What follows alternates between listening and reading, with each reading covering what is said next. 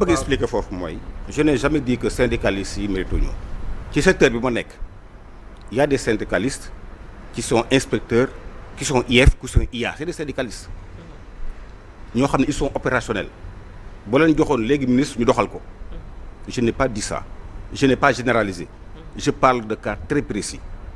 donc te ku ma xam ne aussi vraiment xam ne man du ma tuutal très bien du ma tuutal nit donc pour terminer rek wax ni visiblement le poste de premier ministre là pose problème parce que indépendamment di yi fi ñuy waxee sax ci ay déclaration fan yii dégg naa ko mu ni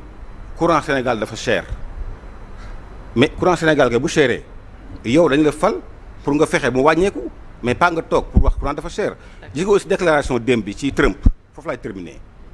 ci voilà mais boo ne maa ngi gërëm Chine en même temps nga voilà États-Unis et cetera j'ai dit man kii nan lay seet foofu est-ce que xam nga ne États-Unis yaa ngi gërëm Chine boo xam ni dafa jëlee at xuma États-Unis avec le MCA mais c'est 550 millions de dollars. USAID c'est 600 millions de dollars et c'est des dons la plupart dons. donc ay Sénégal contrepartie bi ay 50 millions de dollars lay doon donc je pense que il faut ñu def attention ci déclaration yi nga xam ne ni moom la ñuy. En 2023 l'USAID c'était 111 milliards de francs. mais 111 milliards de francs CFA. Au Sénégal en 2023. et c'est souvent c'est sous forme de dons c'est offert par le peuple américain. Très bien. donc am na yoo xamante ni bii war ba déclaration bala nga koo def boo nekkee kilifa yor kàddu réew mi bala nga engagé réew mi say déclaration war nga ko seetaat vraiment parce que léegi nekkatul Ousmane Sonko en tant que président du PASTEF. D'accord. booy wax sa waxi PASTEF ak yooyu mën nga ko wax mais booy waxal au nom du pays da ngay concerté wu ak ñi nga war a concerté woo ñu waxal li nga wax li nga war a wax lu mu doon. très bien est-ce que Bachir te foofu dama bëgg nga defal ñu un peu synthèse d'ailleurs ci li xew Azer quand il parle de manque de résultats ou le manque de transparence est-ce qu'on peut faire le link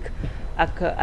Azer et la sortie de Thierno Alassane Sall gis nañ ko le DG de l'Azer qui réplique qu'est-ce qu'on peut comprendre lan la ñu mën a jàpp ci loolu. On peut comprendre qu'il y a un marché qui fait 91 milliards de francs qu'on n'arrive pas à exécuter parce que dafa am ay coow yu si nekk ba tey. coowal xaalis maintenant coowal xaalis bi chacun sa version mais maintenant ce qui est constant mooy les faits affaire baa ngi nii ba tey exécuté guñu ko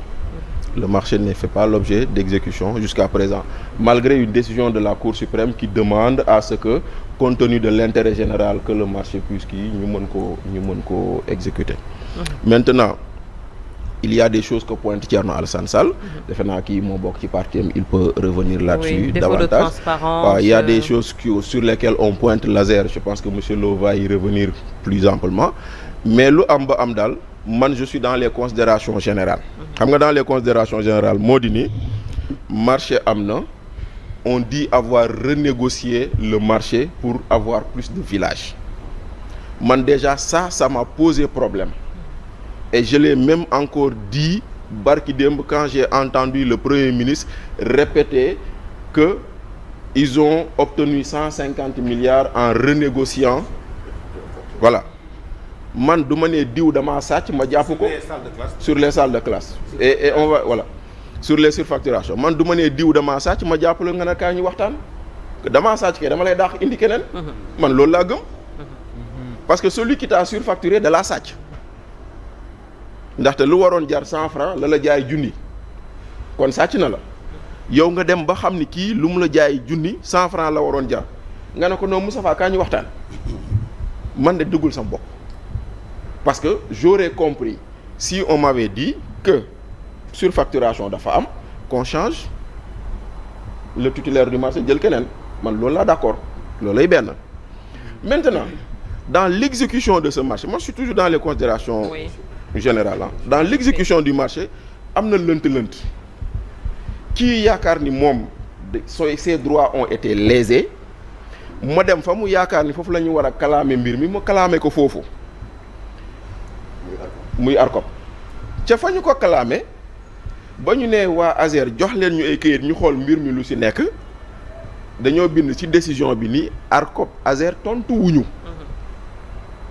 loolu lañ bind ci décision bi Azer tontu wuñu maintenant est-ce que après ndax directeur ba sax. non ARCOP moom directeur bi moom kiiwee moom ci période boobu lañ ko tëbal moom. ba pare ñu tëbal ko pour nommer quelqu'un de façon illégale. ça aussi il faut le dire parce que dafa am ay structures yoo xam ne seen nomination directeur dafa am dañ ko encadrer. ARCOP dañoo ne le directeur général doit être nommé par appel d'offres. Appel à candidature. On n'a pas nommé l'actuel DG de ARCOP par appel à candidature moo tax ñi ko seetlu man dama gis décret bi di reetaan. Tu sais qu'est-ce qu'on a mis sur le décret nommant le DG de l'ARCOP et nommé directeur général par intérim. C'est la première fois que je vois un DG nommé par intérim. Décret, je te jure, directeur général par intérim. Parce qu'ils se sont rendus compte effectivement que la procédure de nomination n'ayant pas respecté les formes loolu lañ ci bind. Mais intérim boobu kañ lay jeex sans préciser quand est-ce que l'intérim finit donc mu ngi noonu. ñu jógee ko foofu noonu maintenant ARCOP boobu jël na décision am na lu mu wax waa ASER dem nañ clamé ko Cour suprême jox na leen dëgg donc on est toujours dans les formes on est dans le respect des procédures et tout mais pendant ce temps il y a des choses ci biir décision boobu ñu ne dañoo bind kii nga xam ne moom moo yor marché bi. Comme assurance ñu laaj ko lu mu ñu tontu leeruñu et il y a eu 3 relances loolu yëpp dañ ko bind malgré nos relances et toutes les lettres ont fait l'objet d'une disons ampliation auprès du ministre en charge des finances et des fois généralement du ministre de l'économie donc loolu mooy li ci am maintenant nag am na yu bëri yu ci am ci diggante bi comme par exemple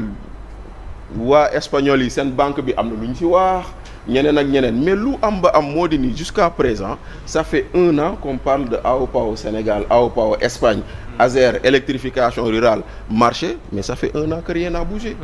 et que donc aujourd'hui loolu mooy li nga xam ne lii nii c'est une question. Oui. Il semble-t-il qu'il y a les Espagnols qui sont ici pour faire une enquête yu demee noonu. Bon oui man xam nga man encore une fois chaque fois qu'un média publie quelque chose et que je ne vois pas de démenti je fais foi à ce média jusqu'à ce que je vois le contraire. Un journal, en l'occurrence Le Quotidien, a dit que les Espagnols sont en train d'enquêter sur les financements. Parce qu'au moins, dans la décision de l'ARCOP, il est mentionné que la Banque Santander nee na moom avance de démarrage bi gisul ay justificatifs par rapport à l'argent dépensé. Loolu yëpp c'est dans la décision. Maintenant nag du tere nag les Sénégalais s'interrogent et que maintenant loolu noonu tax na je pense que les choses war nañ ko mën a gën a éclaircir. Non pas parce que